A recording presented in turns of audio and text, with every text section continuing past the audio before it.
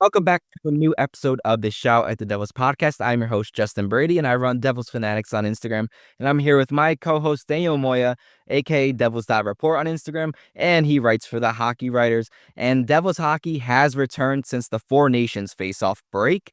They played the first two games on a weekend slate, one at home against the Stars and one on the road against the Predators. The first game, the Devils lost by a score of 4-2, but in a competitive effort against the Stars. Sheldon Keefe commented that he believed that they played pretty good overall. And in the second game, they dominated the Nashville Predators as they should. 5-0 final. Nico Dawes' first career shutout.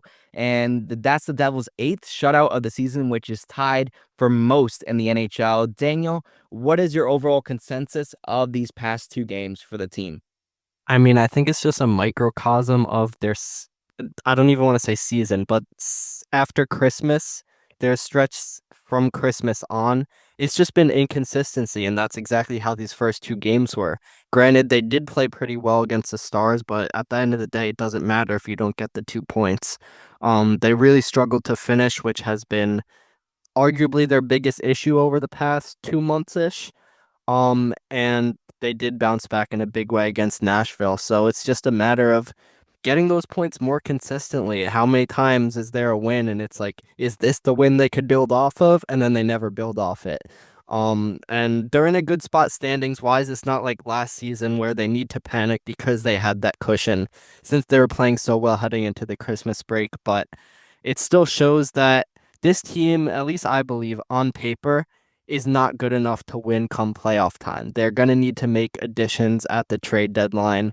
I'm not saying they're a bad team, but if you want to be towards the top of the league, they're going to need more scoring than they have. And yes, they were able to do so against Nashville, some better signs, but there's just so many black holes in the lineup. And when those top guys aren't scoring, you're not really getting much else.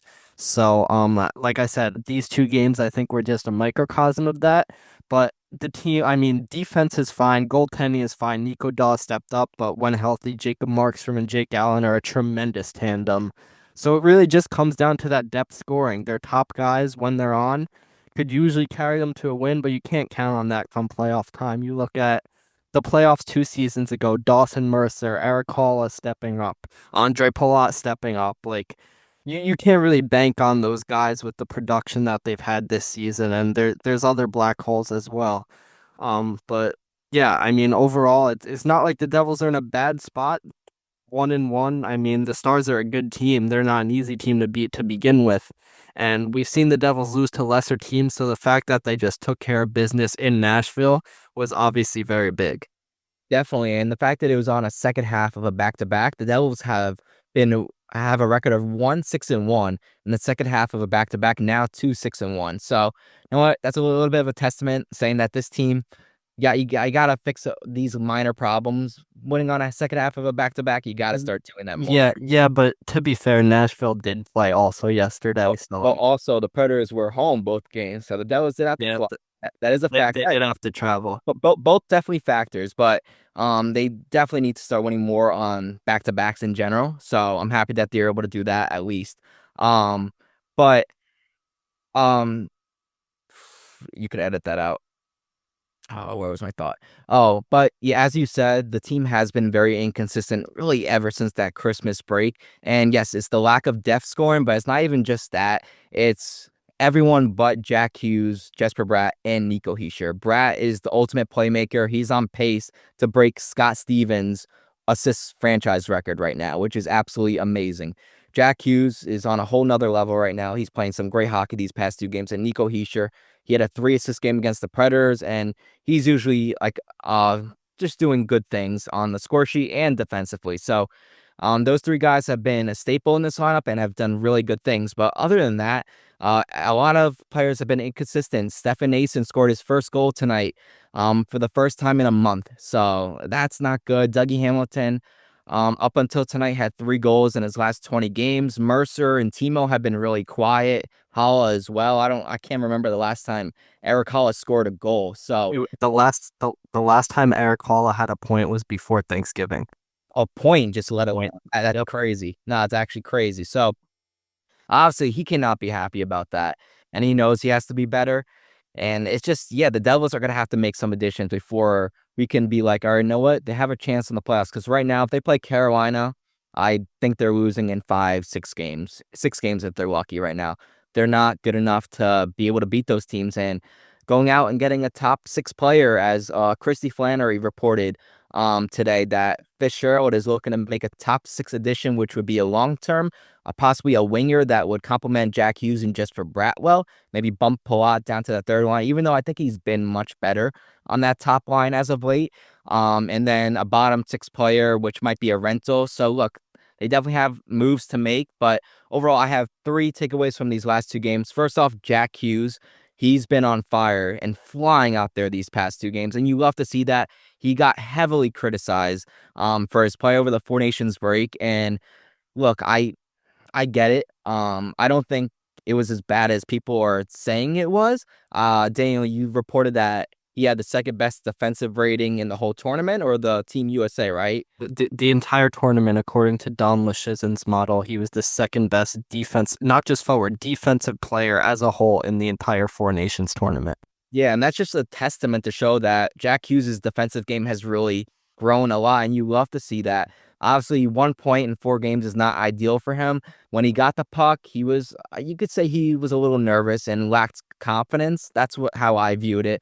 And he was falling on the ice, but I mean, that's nothing new for Jack Hughes. He falls all the time, him and his brother. But I think it was definitely a tough tournament for Jack, but he took the criticism deeply, and ever since then, 2 goals against the Stars in like a minute 40, which almost propelled the Devils to a comeback win, or even just to get that game into overtime. Unfortunately, the Stars scored a goal in between those 2 goals.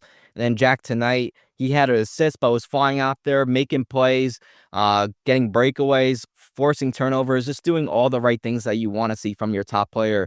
And he looks like he has a lot of confidence right now. So maybe the tournament was a good thing for him. Maybe it lit a fire under his ass or something like that, you know? So look, I'm happy what I saw from him these past 2 games. And second thing, um, the goaltending, as we mentioned, has been great, and it's big that the Devils have 3 goalies that they rely on. Have without Markstrom, a lot of people were concerned, but I'm not really concerned right now. I mean, having Allen and Dawes, they've been pretty good tandem overall. Can't really complain. Dawes, when he started, has been great. He got his first shutout of his career tonight against the Predators.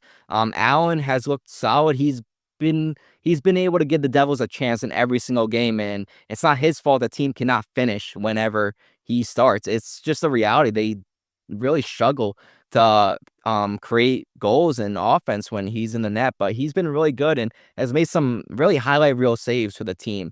So credit to him. And Markstrom, up until he got injured, he was up there as a Vezina candidate with Connor Hellebuck and Philip Gustafson from Minnesota. So he's been doing great things. So love what I'm seeing from them. And another thing is we mentioned secondary scoring. We don't even think about, like, most people won't even think about, oh yeah, defensive scoring.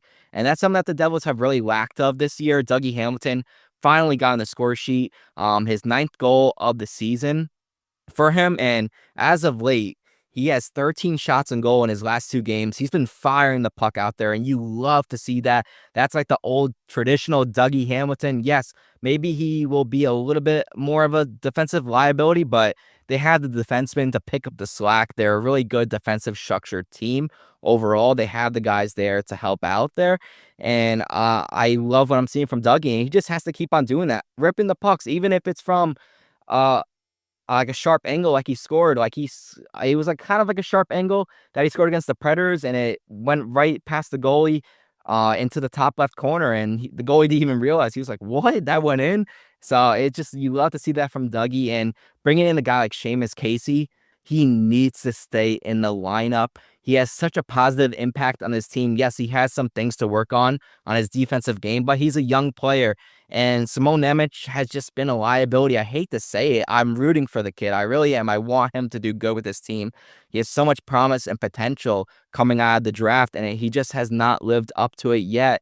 And the fact that he's in his 3rd year now and has just been scratched 3 times in the NHL this season and has been playing in Utica for the majority of his career is just not a good sign at all. And I would just keep Casey in, because of his positive impact for the offense. And it's great that they got scoring from those two guys today. And I hope that can continue. Hopefully, Luke Hughes can produce more goals soon. So, look, I think defensive scoring is really important as well. And I like that they got that tonight.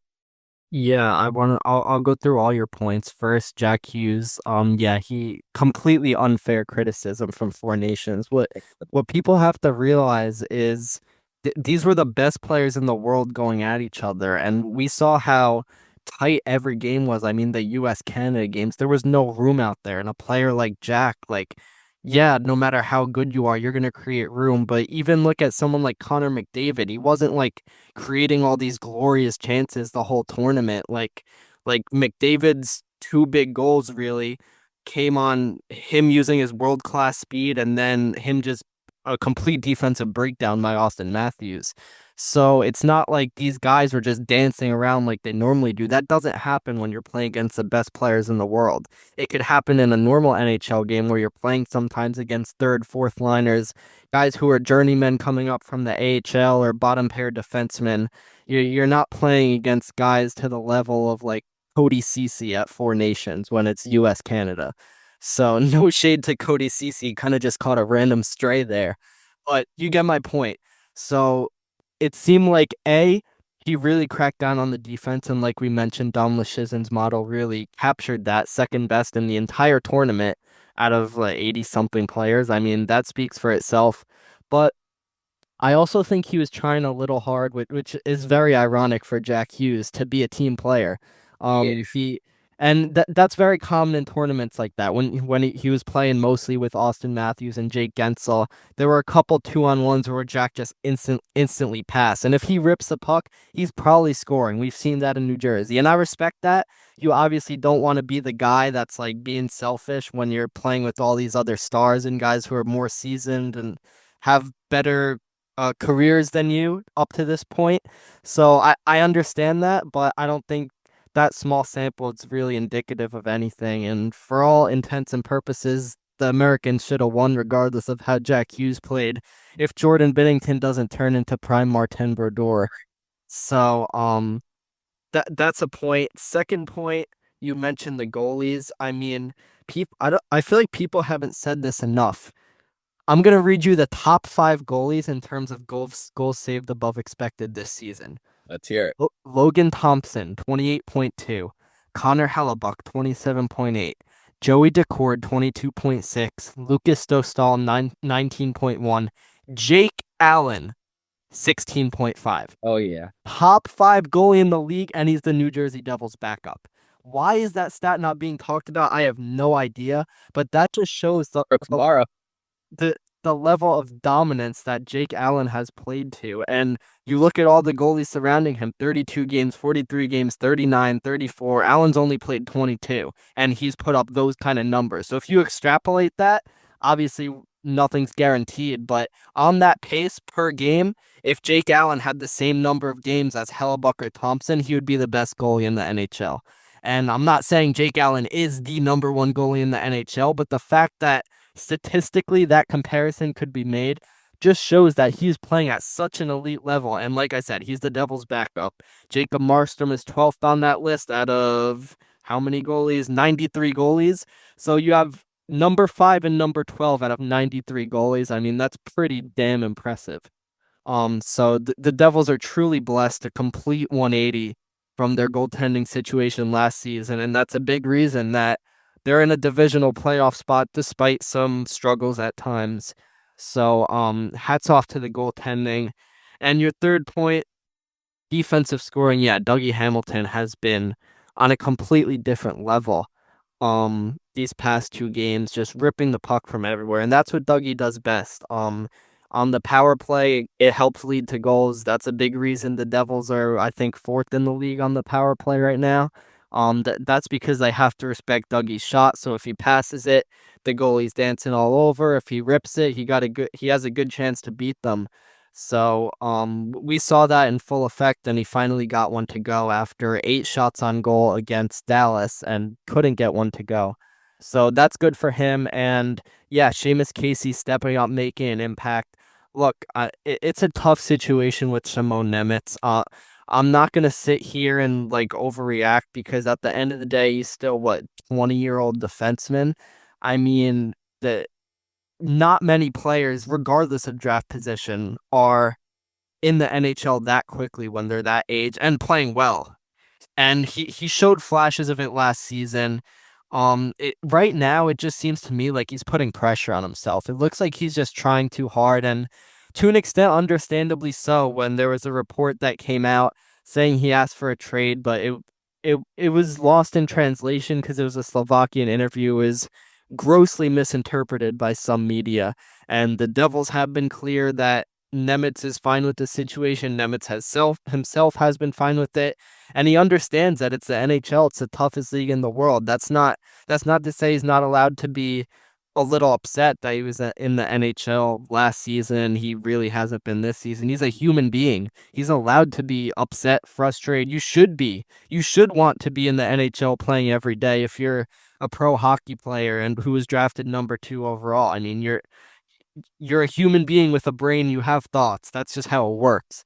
But yeah, he's certainly struggled, but again, we're looking at such a small sample here. I mean, he's played 3 games since he got called up, and one of them against Montreal was fine. So 2 out of 3 bad games.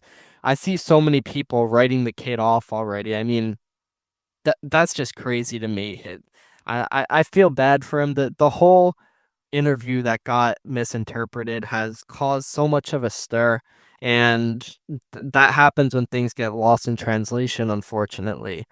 Um, so it's just tough to see where the Devils go from here because they have a lot of decisions to make with possibly extending Jonathan Kovacevic, with how Casey fits into the plans. And don't get me wrong, Casey's been great in a small sample, 4 goals in 9 games, but he's not shooting. I think he's shooting something like 25%. That's not happening. So I'm not gonna take a 9 game shooting heater and say he's like this finished product because he's far from it. His last 10 games in Utica, he had 2 points. He was a -2.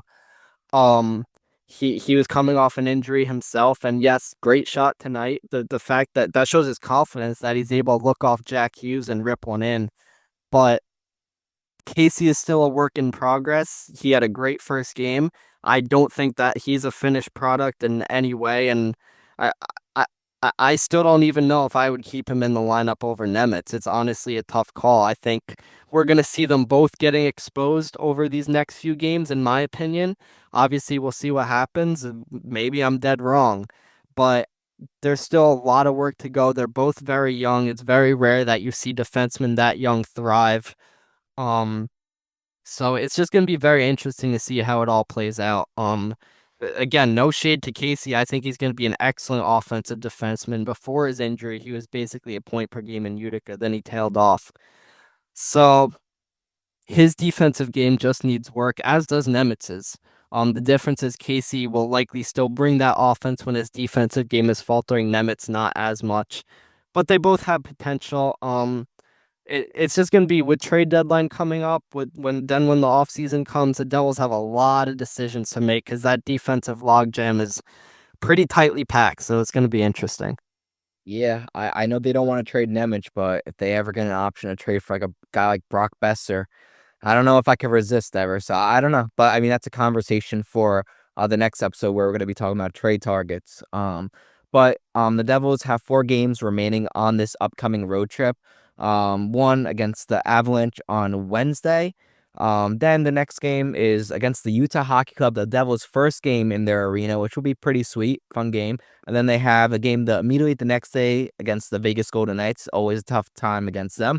And then to conclude the road trip, they're going to play the Dallas Stars, which they just lost to. So hopefully a revenge game there. So look, I think it's important that they set the tone right for this road trip. You look at the last time they had a road trip, they played Carolina, then they had that whole West road trip, then the Rangers. Losing that game against Carolina really just caused the road trip to go on a decline, I feel like. And now that they won a road trip or won the first game of the road trip on a really positive note and a really dominant effort, I really feel like that's going to translate to future games. And hopefully they can get 3 or 4 wins on this road trip to create some separation in the standings. At the moment, the Devils are currently 8 points ahead of the Columbus Blue Jackets. The Blue Jackets currently have 2 games in hand. And there's 2 teams in the wild card race right now, Detroit and Ottawa. They have the 2 wild card spots, but the Devils really don't have to worry about them because they can't overtake their position in the third place Metropolitan Division spot. So right now, the 2 teams that the Devils should be worried about are the Blue Jackets, Rangers, and Islanders. They're all pretty steady. They're kind of like the Devils right now, win one, lose one. They're very inconsistent right now. So hopefully the Devils could eventually start stringing some wins together and really just distance themselves from those teams. And then right ahead of them, Carolina. Right now they have the same amount of point total, 70 points, and Carolina has 2 games in hand. So I can't like this is just really important. I feel like if the Devils are going to have a chance to beat Carolina in a playoff series, I know we'll get into this in future episodes. I feel like they need to have home ice advantage in this. I feel like they had so many struggles against Carolina in the past. I can't remember the last time they beat Carolina in their own arena. That was like 2023. I think like Dawson Mercer had like that terrific game back in like January 2023. And really ever since then, they have not been able to win once in their building. So it's kind of like a haunted place for them almost. So I really hope they can get that second Metropolitan Division spot over them by playoff time. So we'll see how it works out. Daniel, any last thoughts? Yeah, well, I think two things regarding to the standings. First off, I think the only team that has a realistic chance to catch the Devils is the Rangers. The Islanders are just so decimated with injuries, and Columbus, such a great story. I honestly I would enjoy if they made a push for a playoff spot just with everything that's happened and how they've been able to persevere through so much, but they're just so decimated with injuries and on top of really not having a roster that looked like it was ready to even come close to a playoff spot in the first place. So the fact that they've made it this long, but you look at their record, I mean, yes, they're 5 games over NHL 500, but that's because of 8 overtime losses. They've really lost 30 of their 57 games. So I just don't see them being a team that could challenge the Devils ultimately. The Rangers, I still don't think it's likely. I just think they're the team that has the most realistic chance because they have that offensive firepower. JT Miller's been great for them. It's a fairly similar roster to when they won the President's Trophy last season. So they haven't been able to click this season, but when you have a goalie like Igor Shesterkin, if he gets hot, we know anything could happen. So I still don't think they're that much of a challenge. I think the Devils should be fine where they are. Um, but the Rangers would be the team I would think pose the biggest threat to them. With that being said, I don't think the home ice advantage, regardless of what past history said, is nearly as much of a story and as important as shoring up their depth scoring. That's the thing that's going to decide that series if the two teams end up playing each other. The Devils can't be relying on Jack Hughes, Nico Hischier, and Jesper Bratt to bring all the offense because with the way Carolina stifles the opposition, they would be screwed. So it's the number one through 1 million priority. The entire list is just depth scoring. Tom Fitzgerald's list, that is. He absolutely needs to add at the deadline, or the Devils are not going anywhere. I could say that confidently.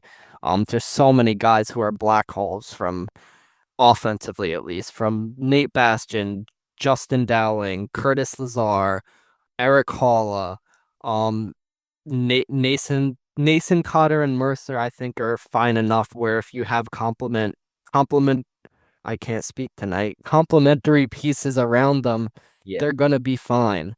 But it's those other guys, especially Eric Halla. I mean, he hasn't had a point since, like we said, before Thanksgiving. Just completely fell off a cliff. I was doing some research actually. I don't know if I could pull up the exact numbers, but from last season, his skating speed, last season I think he was in the 94th percentile of skating speed. Here it is. Last season, 23.45 miles an hour was his top skating speed, 96th percentile. So one of the fastest guys in the NHL. This season, 22.19. It dropped almost a mile and a half per hour. Um, that's below league average. So it went from 96 to just below average skater. And we see that in his numbers. I mean, last season he was still pretty solid. And he was a big part of that playoff run 2 seasons ago as well. And he's just been aside from winning faceoffs and the penalty kill, he has brought nothing to the table. And then guys like Nate Bastion, Tomas Tatar, I also forgot, just not bring anywhere near enough consistent offense. And when you have all those guys in the lineup at once, I mean, it's basically 5, 6 of their forwards. That's just not viable if you want to be a contender. So Yeah, Tom Fitzgerald just needs to add some depth scoring. 1000%. And quickly, just briefly, I just want to touch on the Four Nations tournament. Overall, I think it was a huge success. Really put hockey on the map more for really the outside viewers, the people who don't watch the NHL hockey as much. I think it was great and really just a testament of how great and special this sport really is. That USA hockey versus Canada rivalry really is just something, just a masterpiece put together. Those three fights in the first 9 seconds, absolutely amazing. And then the finals, yes, it wasn't the result that all of us Americans wanted, but it was what it is. Still an amazing game. And to see Connor McDavid, the best player in the whole wide world, to score that overtime goal is still pretty cool. So look, it is what it is. The U.S. will get the revenge in 2026 Olympics, and that should just builds so much more hype for the Olympics in 2026. I'm just really looking forward to it, and I really hope they bring back the Four Nations tournament at some point instead of an All-Star game. It's just so much more better hockey, and you compare it to the NBA and what the MLB does, it just leaps and just so much more better than what the other leagues are doing. The Pro Bowl as well, just so much more better. Hockey has figured out they did something right, and they brought in the viewership. They had over 9 million people tune into the championship on ESPN. 16 million people total if you can include Sportsnet for all the Canadian viewers. That's awesome. So just want to touch on that real quick. Daniel, any brief thoughts on your thoughts on that tournament? Yeah, I mean, you know me. I am the international hockey person. I have watched every world championship since 2018. I have watched every world juniors, every minute of every game of every single one. And it has been driving me crazy that the NHL had not had any real best on best since then. It was unfathomable to me. But I really think this made up for all of it in one swoop. Just so tremendous. Everything from the US Canada drama to just all the stars showing up and really caring about this. And I knew it was going to be that way. I got so much hate on Twitter for saying that this was something that the players truly cared about. People just didn't get it. Fake tournament, whatever, blah, blah, blah. And I am so happy that they got shut up because this is just super incredible. And even still, some people were like giving hate to players like Adam Fox, for example, who said it was the biggest game of his life.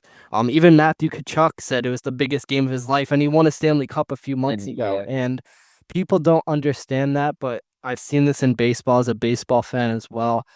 When they put on the country, the threads of their country, it just means so much more.